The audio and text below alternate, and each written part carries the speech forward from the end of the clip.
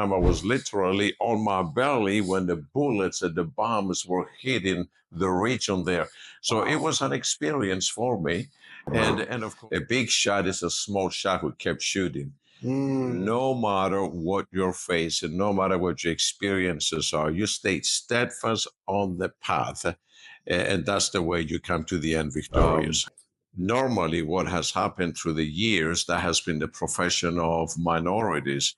And so what they have done, they have been paying them lower wages, and that needs to change. At Comfort Measures Consulting, we're here to help you navigate the complexity of healthcare. If you're caring for a loved one as a caregiver, you don't have resources, you don't know what questions to ask, you need to have options, right? Give Comfort Measures a call. Give us a chance. First consultation is free. Speak with me, Comfort Measures Consultant, 850-879-2182. You can also visit our website at www.comfortmeasuresconsulting.com. Talk to you soon. Welcome back to another episode of the Let's Get Comfy podcast, where we empower listeners with the knowledge and resources so they can age comfortably. Florida's #1 healthcare edutainment station, where we bring you comfort, peace, joy, love, but most of all, comfortability. I'm your host, Norman Harris, sole proprietor and owner of Comfort Measures Consulting. Today, we have a wonderful guest with us who embodies the modern American dream. Of Greek descent, he arrived here in the U.S. in 1982 to seize the opportunities of America. He earned a bachelor's degree in communication from Lee University and a master's of business administration from St. Leo University, my alma mater as well. A devoted family man with a wife and 5 children, an ordained minister, a founder and senior pastor of New Horizons Church, a military man, the Cyprus military. His community spirit led him to establish organization like feeding Pasco elderly, empowering Pasco's veteran, uplifting neighbors, dedicated 31 years to Pasco County government, rising to the role of community service director, where he oversaw veteran services, human services, and senior services divisions. A resident of Pasco County for over 35 years. He continued his community tirelessly, ensuring that every community citizen has the opportunity to achieve their own American dream. The prime candidate for Pasco County Commissioner, known by the mantra, Papa for Pasco. Gabriel Papadopoulos. Welcome to the show, sir. Oh, it's a pleasure to be with you, Norman. Yes, sir. What a great opportunity to be with you today. Thank you very much. So glad to have this opportunity. So glad to have this opportunity. So I like to start out from an introductory standpoint of just understanding you and your journey here, your dedication to the community. But I want to go back to your origins because I find it very interesting, and I'm sure our comfy listeners will as well. If you could just describe just your and speak to us regarding your Greek descent and how you transitioned here to America. So, obviously, I was born in Cyprus. It's a Greek island, an independent island that is part of the European Common Market today. Is the second largest island after Sicily in the Mediterranean. So I grew up there, and then I transitioned to the U.S. in 1982 in Tennessee, out of all places.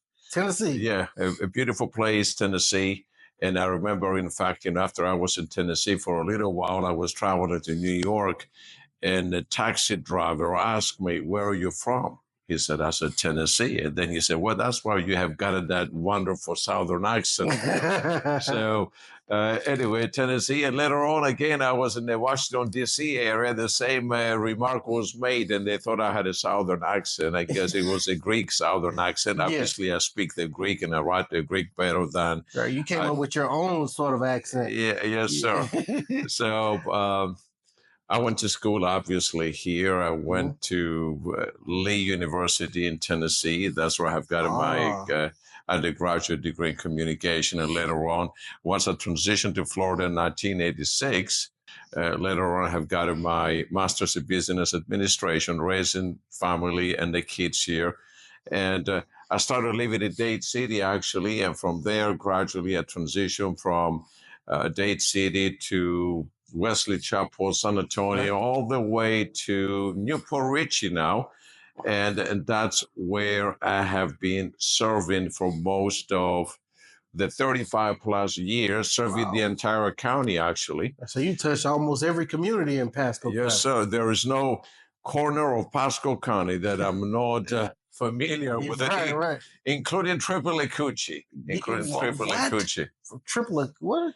Yeah, it's just north of Dade City. Yes, including Triple Coochie. Man, Yes, but I have to ask you though. So you stayed in Tennessee. Now, did you enjoy the barbecue there? Was barbecue more prominent up there during that time? Well, barbecue was always good in Tennessee. And compared to Pasco, how would you compare it? Who wins? I'll say they're pretty equal, Norman. I say they're pretty equal. Maybe it was slightly Tennessee wins. Tennessee wins. Maybe slightly wins. So we have honesty. You see, he's displaying already honesty, right? Yeah. So just want to talk about this transition from was it childhood when you moved here to the U.S. or was it? No, actually, I was an adult already, even though I lived most of my life here too. I was about 20 when I came. Oh, okay. I was 20, yes. And so this is home for me. Most of my life have been in Florida, and I love Pasco County. I think Pasco is one of the greatest counties in the nation. There we go. Actually, one of the most, far as fastest growing counties rated. I want to say what 2023. Yes, it's one of the fastest growing counties, not only among the 60, one of the fastest growing among the 67 counties in the state of Florida, but one of the fastest in the nation. Right. Okay. So, growing up, just as a youth, who would you say is the most influential person in your life and why? Well, I'll say my own father was very influential in my life. And we have gone through some challenges growing up, too. I remember I was about 12 years of age when we had a war there. It was Turkey was invading to take part of this beautiful island. And I remember at that time I was literally on my belly when the bullets and the bombs were hitting the region there. So it was an experience for me. And of course, then after that, of course, I served in the military for a couple of years. So that was truly an experience too. And that was a unique season of my life because I was camping for 2 years. What? Yeah, I was camping for 2 years, like no AC. Or like well, it was well, you can call it the jungle, I guess. Yeah, no AC. No, it was out and about in the country, I guess, because we were in a stage of war at the time, and you had an outhouse where you went to the bathroom, but in order to take a shower, you have to take some wood and warm it up. So we are always ready to face the enemy. Right. So you know about real, true trials and tribulations. Oh, yes, sir. Yeah, hard time. Yeah, yeah. I couldn't imagine being there doing that. So. Thank you for your service, and that shows your commitment to your country as well. So if you just during the transition to the U.S. So what year did you move actually to Florida? It was 1986. 1986. Okay, so it was 1986. All right. Now I do understand, and as I did your introduction and just my research on you, that you're actually a minister as well. So when did that begin, your commitment and dedication to spirituality? Well, actually, I have always been involved in the ministry while I was engaged in the community and working for county government. And eventually, it was later on in 2011 where officially I started pastoring New Horizons Church. New Horizons Church we started in a home. And we continue to grow. From there, we transitioned to an association. It was like a clubhouse, civic association. And then from there, we to a storefront. And then we are on a beautiful campus now of about 5 acres. We purchased another church building, and we have an additional building that is seated on the premises. So the infrastructure and the foundation is there as we continue to grow. And I continue to pastor and minister while I was with county government as well too. So by the grace of God, I'm pioneer of the church, and now we're growing, and so we're very much engaged in the community, helping families, helping our veterans, and helping those in need. Right. So you were there from the ground up with New Horizons. Yes, sir. We started from scratch, actually. Yeah. Wow. When take me back to memories as a kid. Now at that time I was younger, so you did it more, as an adult. But just thinking with my parents, we was at a storefront going to church, and I used to be embarrassed. Yeah. I didn't want to invite nobody to church. Like, you come to church, we go to a little store, convenience store. So, but I didn't, as a kid, as a youth, you don't understand like the, connection and just the development of just growing things up, from the ground up. So, I went through that experience, but probably with a different mentality, at the time. Well, I learned one thing. Norman. A big shot is a small shot who kept shooting. No matter what you're facing, no matter what your experiences are, you stay steadfast on the path. And that's the way you come to the end victorious. I gotta steal that from me. A big shot. How you say it again? A big shot is a small shot who kept shooting. Small shot. So you never stop. You never stop. Never stop shooting. You continue to endure. Yes. Because good things don't come overnight. Right. So I want the listeners here to also just be able to relate to you. Just when I want them to understand your family life and how you're dedicated to, your family and just family dynamics. So if you just expound on your immediate family, wife and kids. So my wife obviously has been with me. I know we have 5 children on the bio. We have 8 total. And some are in New York. The youngest is 18 now. She's just now finishing high school. So it's been a journey. To her. Yeah, it's been a journey raising the children, but they're all smart and they're all very much driven. Right. And they're spiritual kids. They love the Lord as well too, and they serve in their communities. There you go. Well, that's going to be my question. Which one of you think will follow more so closer your path, you think? Probably all of them to some degree, but probably the oldest one probably will follow more of my path. But I think all of them to some degree, all of them are involved in the community. We're proud parents of one of our children who's in the Air Force, who is serving as an officer there. Thank you. She's serving there faithfully. And the rest of the kids are serving in various capacities, anywhere from public relations to technology to being in insurance management. So they're all talented kids. Let's put it that way. Good. That's commendable to you. So, as a father leader, you're leader in the church, you're leader in your community, leader of your household. What are some of the principles that you instilled, in your home? Well, the very first one is put God first. In God we trust, and that's how this nation started.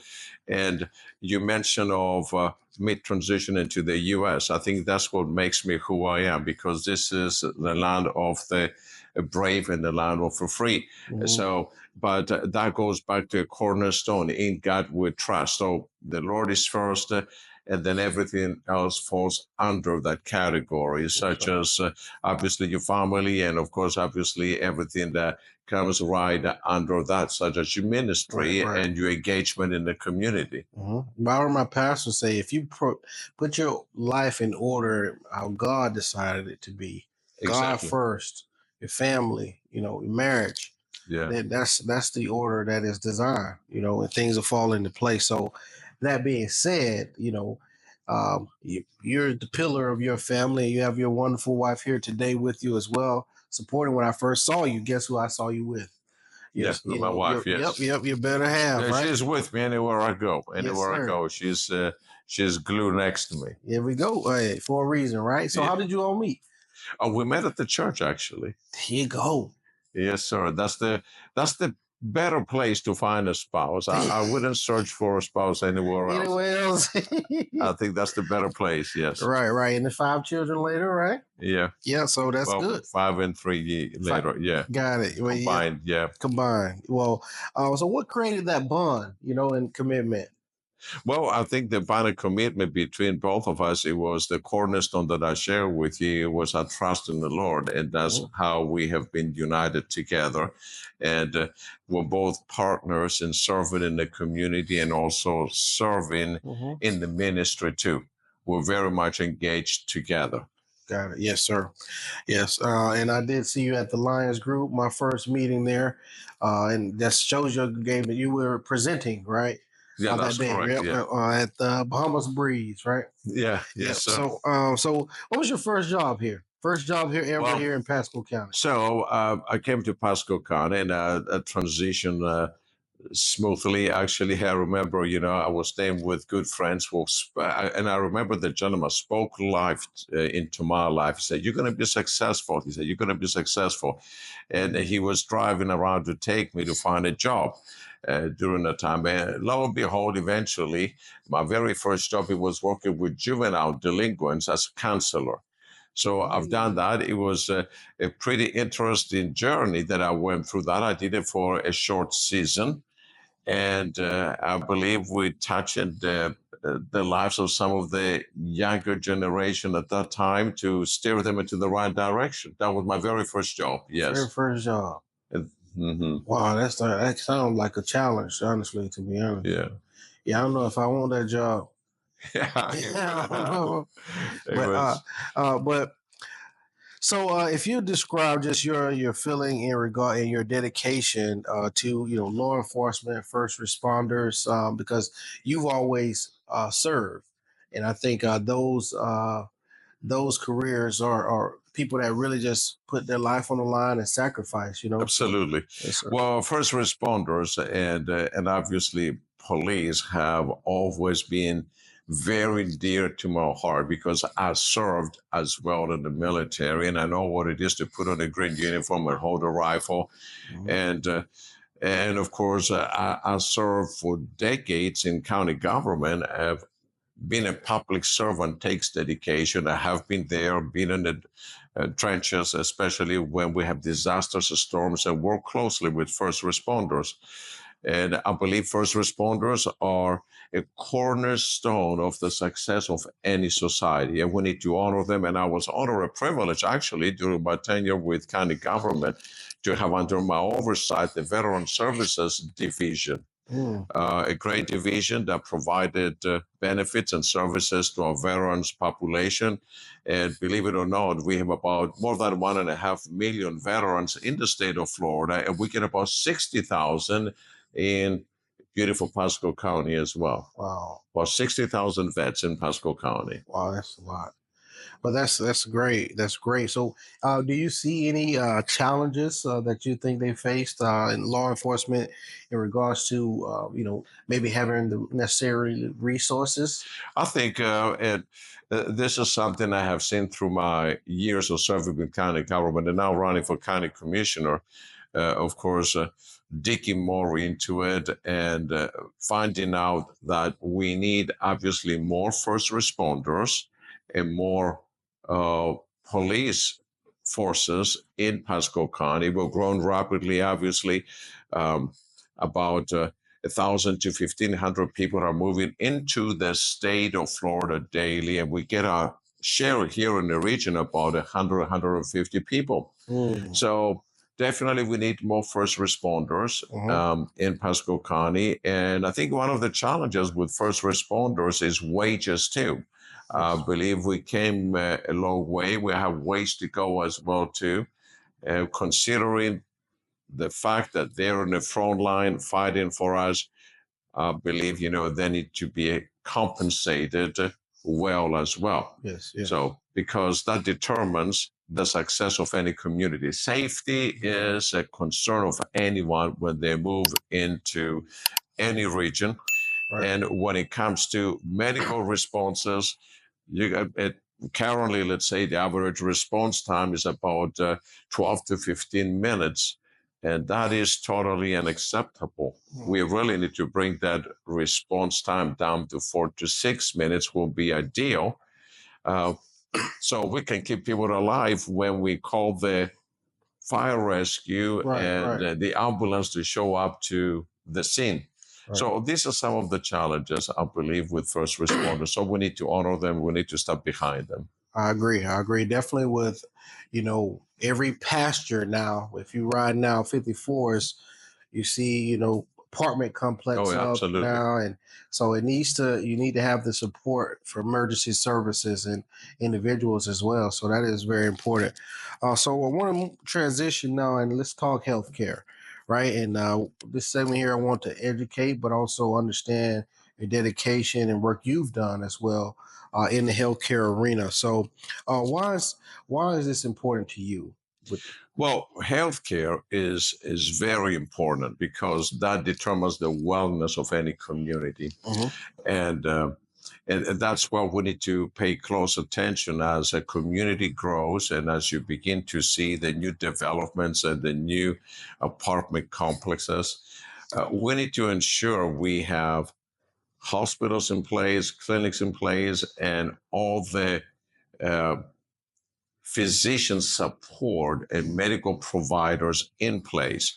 And what has happened through the years, I think sometimes we put the cart ahead of the horse, where we continue to build and we continue to develop these beautiful communities that we see without taking into consideration the repercussions with the growth.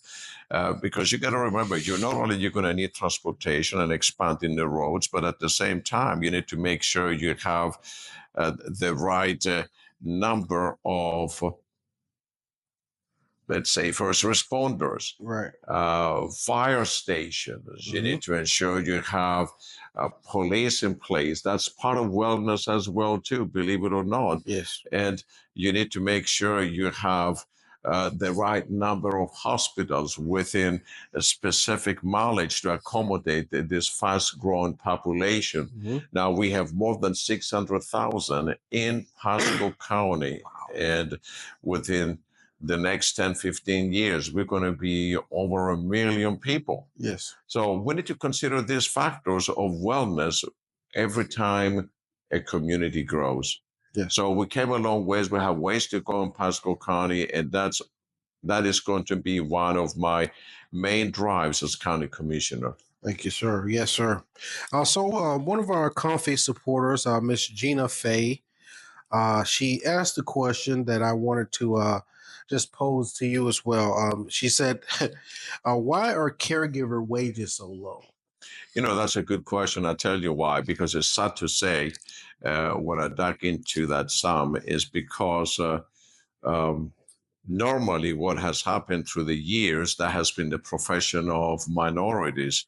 And so what they have done, they have been paying them lower wages, and that needs to change. Normally, you would see Haitian people, you would see Latinos, I think, normally in that type of profession. Yes. You would see African Americans. And we need to really make some adjustments to that to bring the wages up. I agree. And I always say, and I continue to say, being a skilled nursing administrator for a few years, I said CNAs are the backbones of healthcare. You better believe it. They're they're doing the lifting. They have the most contact with the families and the patients as well. And we get a lot of our information as leadership, right, from their documentation, from communicating with them, because they're first hands on with the patients and the families. They're the reflection of the experience, right, in regards to customer service and that care. But I never understood the correlation with the wage, you know? Oh, yeah, yeah, Yep. absolutely. And that's the reason why I started making some research on that, because that is the infrastructure of any healthcare. Yes. That's the first person, a patient or a client, it's going to have contact with. Mhm. And these people need to be compensated at reasonable wages as well. Right, right.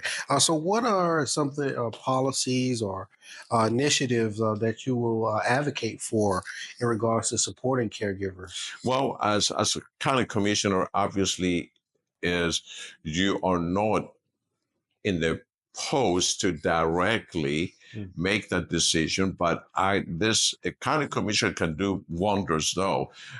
You need to work as commissioner. I can work closely with the legislation and also work closely with federal representatives in Washington to bring some adjustment to this concern. And to me, it's a major issue because these are the folks that determine the Mhm. success of any medical care provider Mhm. or any client who is taken care of at home. Is Right, the first person normally a patient or a client will see when they first admitted to any medical facility, and the last person they're going to see when they leave. I mean, they're the ones who are going to change the sheets on the bed. They're the right. ones who are going to bathe the patient. They're the ones who are going to clean the room, bring the meal. Mhm. If you're in a hospital, and normally they're the last person they're going to see when they leave. Right. So first and last impression, Mhm. and these are the angels, I call them, of medical care. Ranges of Medicare. Yes, sir. Yes, sir. I like that. I like that. How will you address disparities in healthcare access for social economic individuals' backgrounds? You know, so individuals that are maybe in rural areas or minorities. I know a lot of times the resources aren't there or available to them, and something that I've been researching is, you know, the increase of the use of virtual or like telehealth and those type of access. Do you have any initiative for that, or what's I your think thoughts on that? telehealth is important. Obviously, you deal with mainly in these rural areas. You're going to deal with a senior population, which they're going to need some assistance with Yeah. telehealth as well. Mhm. But the second step I would take is mobile health care as well. Yes. I think having mobile units to go to the rural areas will be just a good venue to accommodate some of those patients, because you got to remember many and probably the majority of your patients are going to be seniors.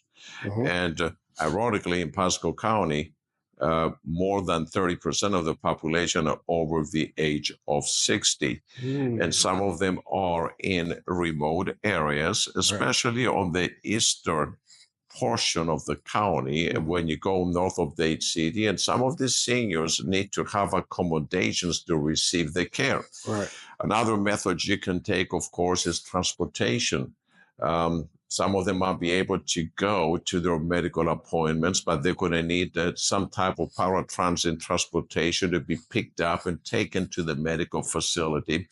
Pasco County government has in place already a paratransit system, which I think we need to polish and enhance even more so to accommodate these folks, not only to take them to medical appointments, but also to grocery shopping and other places where Yeah. they need to go. Yes. Yes. That is so true. That is so true for sure. So, uh, I know you are very hands-on and active in the community. Are there any initiatives that you're working on currently that's related to healthcare in the community at this time? Well, what I do, I serve on the board of directors for um, in various capacities. And one of the board of directors I serve as the vice chair is providing seniors with a brown back meal is through volunteer way. And we attempt every effort to give them a meal that is nutritionally balanced as much as we can, because your nutrition intake determines the health of your physical body as well. Yes. And this is just something I currently do also through the ministry, where I'm leading the ministry as a lead pastor. We ensure we accommodate families and those who may not have the ability to provide 100% for themselves. At least we supplement to give them what we have, as well as our veterans and seniors. So this is something that we do. I'm a strong believer, and in which has been, of course, medically proven too, that good nutrition determines also the well-being of a person. Right. You can't have proper healing without proper nutrition. Exactly. Yeah. Yep. Yes, exactly. sir. And so what's your long-term vision for health care system, right, for the aging population? Well, being county commissioner, one of the areas I would target is I would tap into federal dollars through the Older Americans Act as well too. Now, the Older Americans Act has been signed by President Johnson back in 1965, and since then has been tenaciously providing funding to the states and local governments to serve their seniors in various capacities, one of which is care at home of seniors. Another one is providing nutritionally balanced meals, and of course, paratransit transportation. Because you must bear in mind the majority of people we are going to serve, especially as time progresses now, is going to be the senior population. People live longer. Yes. And when you look at statistically, let's say every 60 seconds, about 7 people turn over the age of 65 in the US. And of course, we have our share here in Pasco County. Yeah. And these folks have some challenges. I mean, it's anywhere from transitional housing to the increased medical care and as well, and of course transportation. These are challenges as seniors are facing, and isolation is very critical. That determines again the health of a person. Right. So we need to be tapping into some more funding if we can from the feds, to bring some resources down through the Older Americans Act. And of course, an approach I took through the years is public-private partnerships. I think that is so vitally significant when you begin to engage the community to be part of the solution.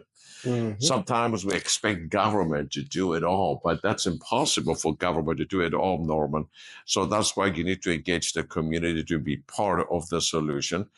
And when you look at, let's say, my track record, that's one of the initiatives that I took through the years, always developing not-for-profits that will come alongside and work with government. You had mentioned earlier, let's say, Feeding Pasco's Elderly. That's one of the not-for-profits that I founded.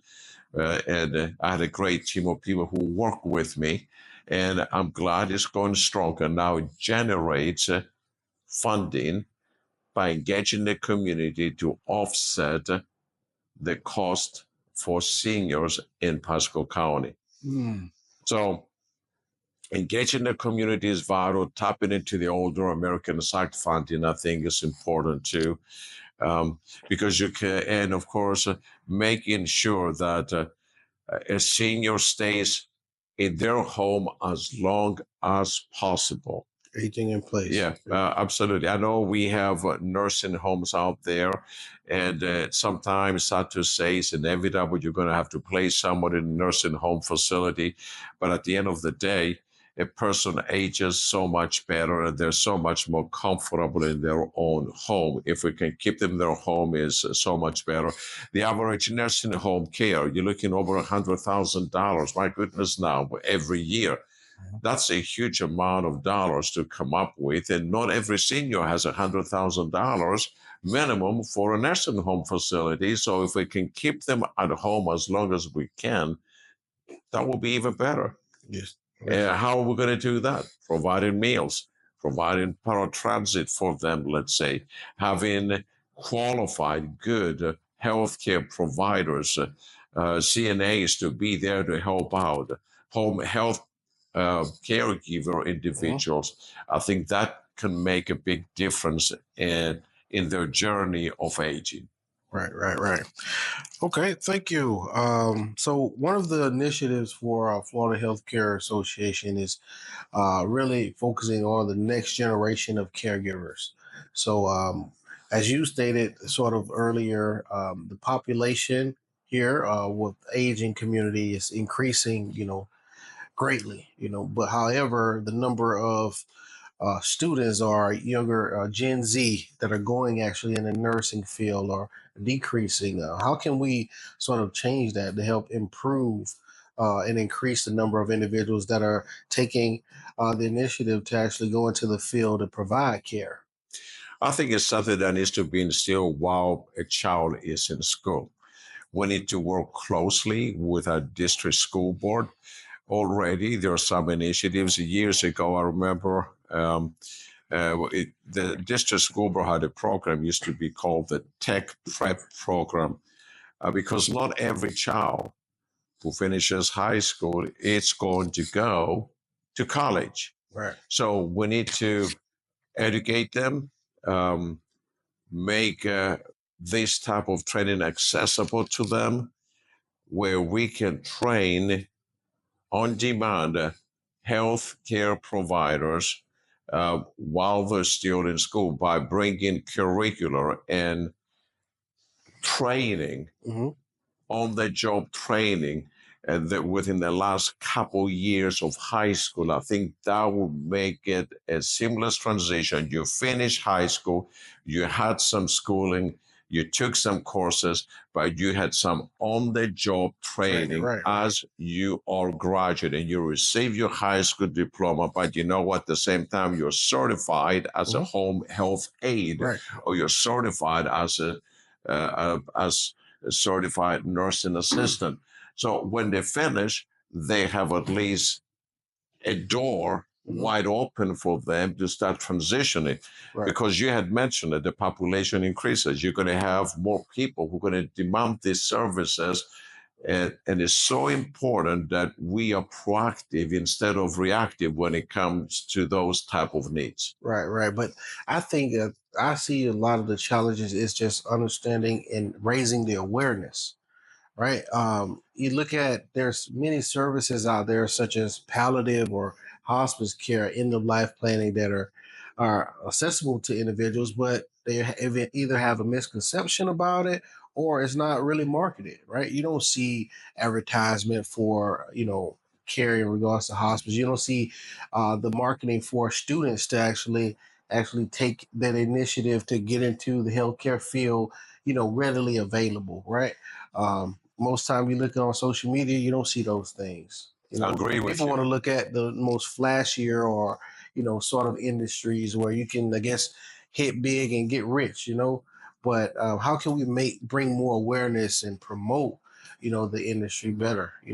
I think it begins, as I said, it begins at the high school level. Yes. I believe it needs to be instilled within the minds of students. Listen, um, this is the growth. This is a demand in this community. We can help you. We can prep you to get into this field. I think it needs to be regularly announced and in high school and make it as part of the curriculum, and then be more proactive by bringing more awareness through social media, Mhm. and promoting and encouraging students to pursue that type of field through Right. Instagram, social media, let's say. And that begins, I believe, first in school. Yes. And it needs to be one of those areas that needs to be amplified in the website of our schools, let's say, I agree. do something about it. Here it is. Healthcare is a critical area. We need more healthcare providers. We can prepare you to enter this field. As soon as you finish high school, you're going to be ready to jump right into this and begin to serve. Right, right. And then you already have a sort of plan already designed for you.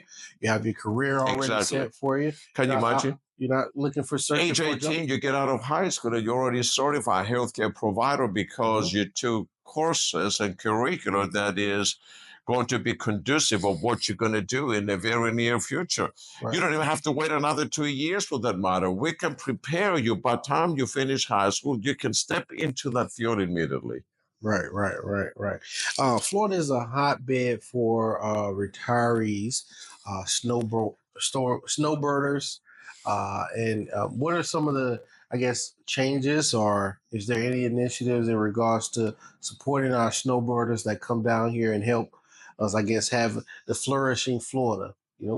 Well, snowbirds have always been a trend in the state of Florida, especially when you look at, let's say, the east region of the county in Zephyr Hills. I mean, the city of Zephyr Hills, it seems to be doubles every winter, and then they go back.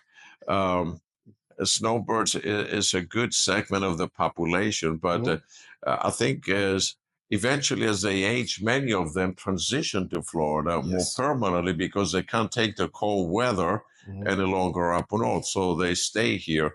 So encouraging them to stay here, I think is a good thing, but also at the same time, we need to be proactive of the health care that will be necessary to take care of our seniors here. Yeah. I agree with that. So now I want to get into a segment here where we have a little fun, but we also learn about you. So it's a game. It's called 7 Versions of Me. Yes, sir. 7 versions of Mr. Gabriel. So you get 7 seconds to provide your answer, and don't give me a simple answer, please, sir. All right. Okay. Gabriel as a husband. You see, as a husband is my wife is my partner, and she's my priority, and she's there with me anywhere I go, and but she's the most important person in my life. There we go. All right. Gabriel as a father. Well, fatherhood is significant too. What I instill to my kids is vitally significant because that is going to determine their future. There we go. As a sibling. As a sibling, yes, my siblings, I have 2 sisters that I dearly love, and attempting to communicate with them and spending time with them is vitally important. I have one overseas and one here as well. That she comes, or we might go and visit periodically as well. What, you okay with sharing where she lives? She lives in Nebraska. One of them lives in Nebraska, and the other one lives in Cyprus. Okay, all right. And as a son. As a son, I am a product of the great impact that my own father provided. It was a hardworking, godly man who instilled good ethics and integrity in me. Got it. And as an entrepreneur? As an entrepreneur, I believe in starting new things, and that's why I'm always inquisitive to engage the community and build and develop those public-private partnerships by developing not-for-profit organizations. Right. And then finally is ultimately your impact on your community. You expounded greatly on it. But what would you use as a closing statement to just say, this is me and this is who I am and this is my impact to my community? Well, I always want to be a voice for the citizens of Pasco County and a great advocate and representative for this wonderful county. And that's why I'm running for county commissioner as well, too. I have been in county government for many years, and I want to be the voice and represent the people. Not a politician, but a voice for people where I will engage and to be part of the solution and to serve them. All right. So that's 7 versions of Gabriel. That was great. You did good. I think that was one of the best responses we've had on the show. But now our second game we play here on the show is That's My Answer. All right. So you get 5 seconds to respond. with this game here. All right, so it's either or type. All right, dancing or singing. Yeah, I love to do both actually. Yeah. I like the Greek folk music where you just dance, Yeah. you're on your feet, Yeah. and I like to sing. And don't necessarily have I can hit every tune, but I love to sing. Yeah, you try though. Travel, No, yes. I say you try to sing. Oh, I try to sing. Yes, Yes, yes, yes. sir. What do you primarily sing it? Well, I do a lot of Christian contemporary music. Okay, I love that. Yeah. got it. Okay. The next one is what's something that just really pisses you off? Really upsets me is when someone is dragging his feet and they don't move fast enough. Yeah, yeah. I agree with that. Boxing or MMA? Boxing. Boxing. Yeah, All yeah. right. Do you have a favorite football player? Tebow. Tim Tebow. Tebow Tim was Tebow. yes. Tim Tebow So you a was one of Florida my Gator favorite. fan? Yes. You a Florida Gator fan? Yes, sir. Really? Yeah. Man, I didn't know that, Yeah, I man. like Tim Tebow. You just, I know he was a Florida Gator, but I like the Tampa Bay I did like him too. Buccaneers too. Yeah. Me too. I like the books. I do like Tim Tebow too. You have a favorite song? Favorite song? Mm-hmm. Well, a good song that I like is the one that we use for our wedding too. I've been waiting for a girl like you. So Okay. I've been waiting for a girl like you. Yeah. So All right. that's one of my favorite songs. Yeah. So I'm gonna battle that notion there. So, but I have to ask you this: if a woman would take you on a date, where would you want them? Where would you want to go? Where will it go? Yep. I would like to go and enjoy a nice Greek meal. Greek meal. Where? I will go to Hellas in Tarpon Springs. Hellas. I never been there. Oh, it's right on the docks. Yeah. It's great. Yeah, it's wonderful food there. Yeah. It's better than all I know is Acropolis. Yeah. Okay. Well, they're good. There are all kinds of good restaurants there. Yeah, yeah. I like Acropolis though. Yeah, I like Acropolis too as well. But yeah, they're all good. They're all good. Yeah. One food or dish you could eat every day if you had to choose. One food I could eat every day: fish. Fish. I like fish, salmon. Okay. Yeah. All right. Jackie Chan or Bruce Lee? Bruce Lee. Bruce Lee. All right. And the last one here. If you could snoop through one person's private life, who would it be?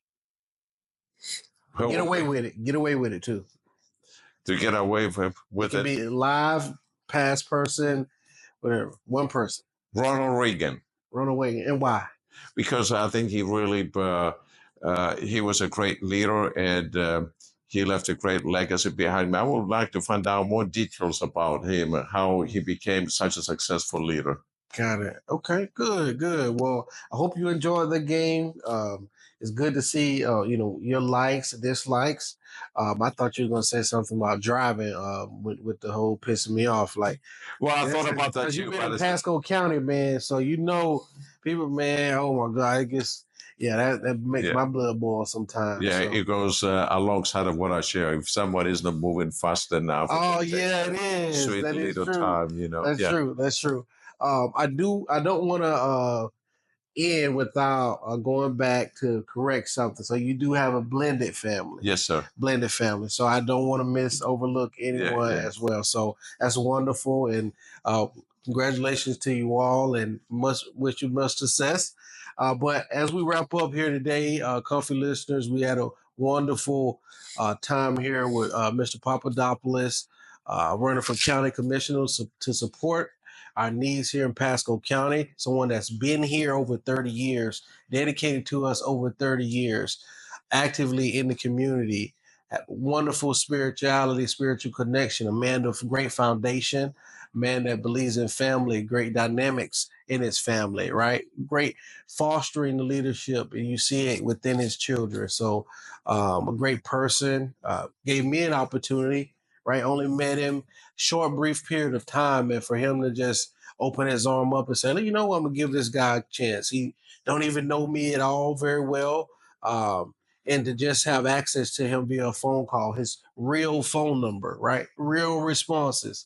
So that means a lot to me. So I really cherish that. And I'm a very loyal individual. So just from me to you and your family, man. Anything you need from me is you just call me. Like I'm there, seriously. So thank you again, and I hope you all enjoy it. Let's Get Comfy podcast. Gabriel Papadopoulos. Vote for him. Vote for Papa. Yeah.